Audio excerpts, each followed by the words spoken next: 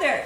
Amazing recipe. I am so excited yet another day because today at the Young's house, Gina Young is going to share with you all how easy it is to make delicious smothered pork chops and gravy.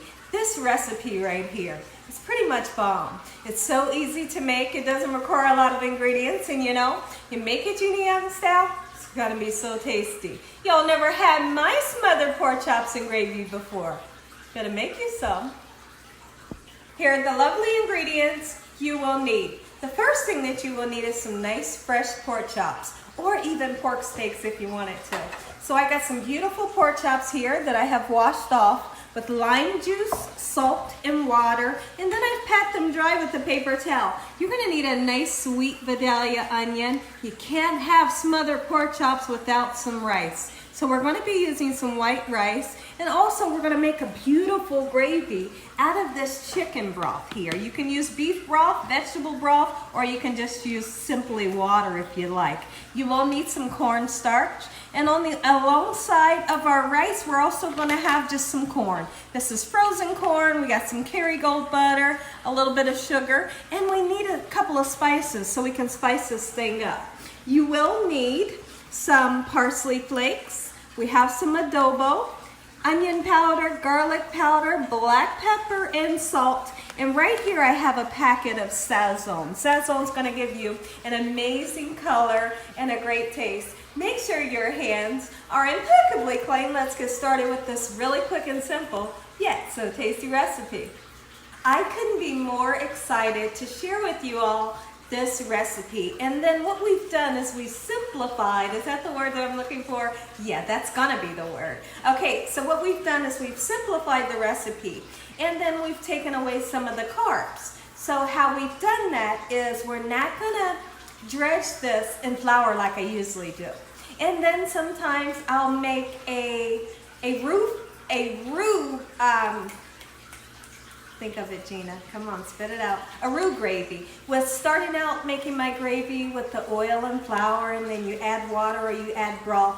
We're gonna eliminate that, and what we're gonna use to make our gravy is gonna be the chicken broth and the cornstarch instead of using a whole bunch of flour today.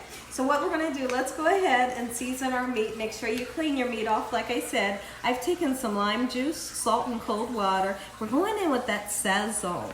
And we're gonna season both sides of this gorgeous meat here with the Sazon. Like I said, great color here and amazing flavor. Anytime you get a chance to use Sazon, use it, because it's delicious. We're gonna go in with some dried parsley flakes. You know me and parsley, it's just beautiful. I pretty much use it for color because it's not gonna give you a lot of flavor. We're going in with some adobo. Keep in mind that your adobo does have some salt in it. So if you intend on using salt, just use a little bit, okay? Or use one or the other, you know? Just like so. Let's get some onion powder on. Great flavor once again. All right. And then we're gonna put some garlic powder.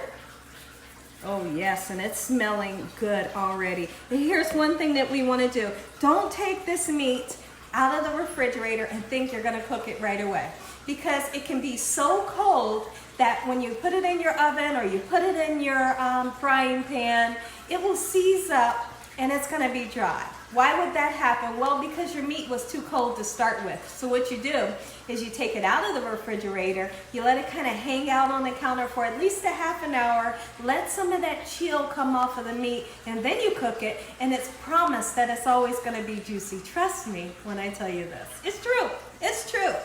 All right, so now I'm gonna continue to season just like so, and I'll be right back.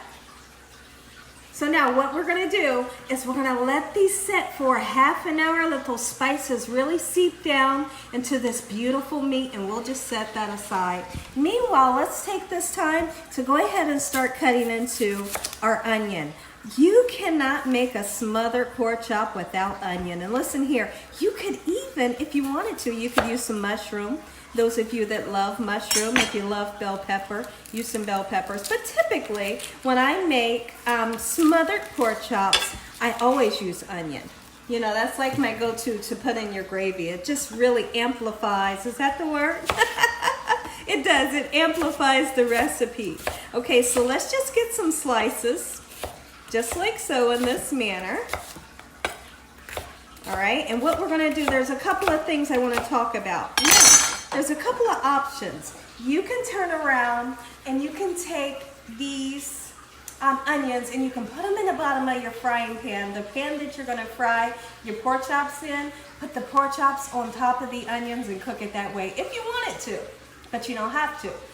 Or you can saute up these onions in a separate pan, and then when they're done, you just set them aside and then you throw them in your gravy once everything is done. What we're gonna do today is we're gonna do them in a separate pan, but I just like to kind of throw the option out there to let you know that you can do it however you want to. Now that we have our onions nice and sliced up, when I come back, our pan will be hot and we'll be putting our pork chops in the pan, but let me show you really quickly how much oil we have in the pan. Not a lot, look at that. Just a little bit. This oil will be nice and hot. We'll be putting our pork chops in, and then behind me, we'll get started on our corn and our onions. Let's talk about something really quickly. Have you ever made a fried pork chop and your pork chop kind of bubbled up and it didn't stay nice and flat? Well, that is because you may have a little bit of fat ring going on the outside of your pork chop, and what happens once it starts to cook up, that fat ring will shrink a little bit and it'll cause your pork chop to go whoop, just like that. So problem solved. Here's what we're gonna do. You take a little nick in the pork chop, just like so, pretty simple, right? And you do it to every one, all right? And you won't have that issue when your pork chop starts to fry up. Pretty simple, right? So now if you take a look over here in our pan is nice and hot. We're going to get these pork chops in. I want to get started on the corn and the rice when I come back. Let's go ahead and get our frozen corn right into our pan that has a little bit of water in it. You can use hot or cold water, it doesn't really matter. Okay, and how I like to make my corn, I showed you all the other day, but let's just go ahead and show you again. I like to put a whole stick of butter. With 2 bags of frozen corn, a whole stick of butter does the trick for me. And then what I'm going to do is put a couple of pinches of sugar. Is it going to make it sweet? It's going to make it taste amazing. But now that we have that sugar, we want to counteract it with a little bit of salt. Okay, and then we're just going to let it cook up. Okay, until everything is hot and melty, just like so. And the rice goes into the boiling water for 11 minutes. It always comes out nice and fluffy, but one thing you want to do anytime you're making rice, potatoes, or noodles, salt the water just like so. 11 minutes, we'll be draining our rice. You may have heard some noise in the background while I was recording, but what I've done was we had our waterfall on that's behind us, and it does make a little bit of noise, so I've eliminated the noise. We've turned that off. Okay, let's go ahead and get this in. Be gentle, guys. You don't want to splatter that oil all over yourself, so just kind of do a number like this. Lay it in nice and gently. Okay? And then honestly, leave it alone. You don't have to bother it. The pork chop will give you an indication that it's time to turn it, because what you're going to see is alongside of the outside, you're going to see a beautiful golden brown ring that indicates that it's time to turn these bad boys over.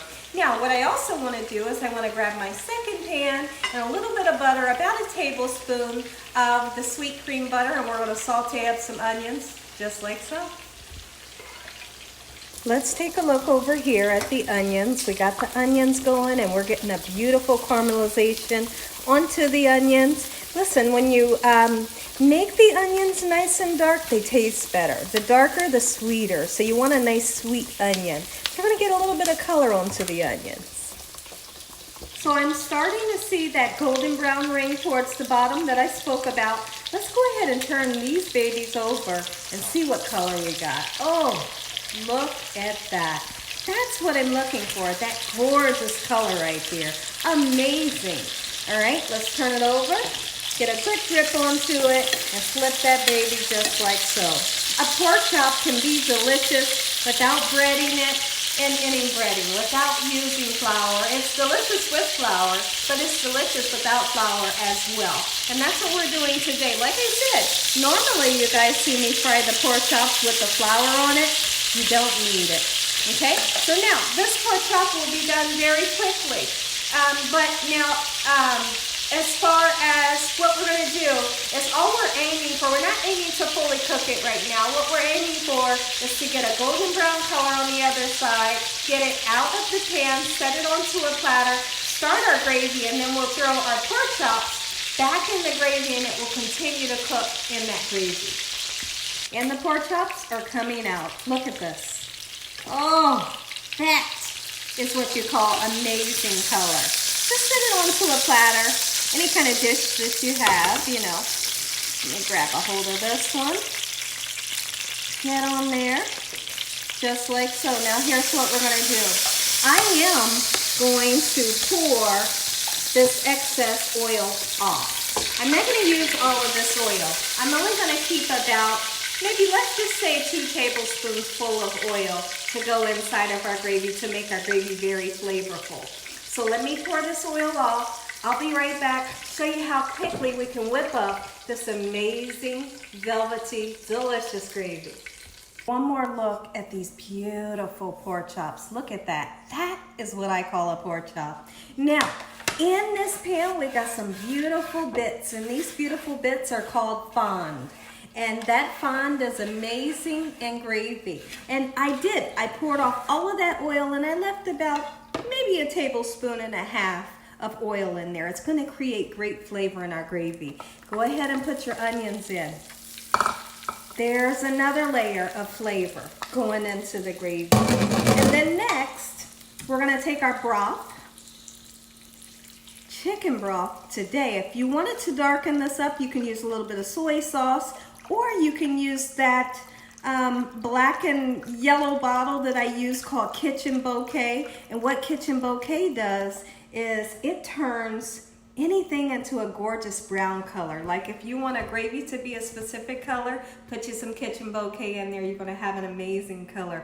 But I kind of want this gravy to be a little light today. So that's why I chose to use the chicken broth, and we're not gonna darken it up. We're just gonna let it be however it turns out.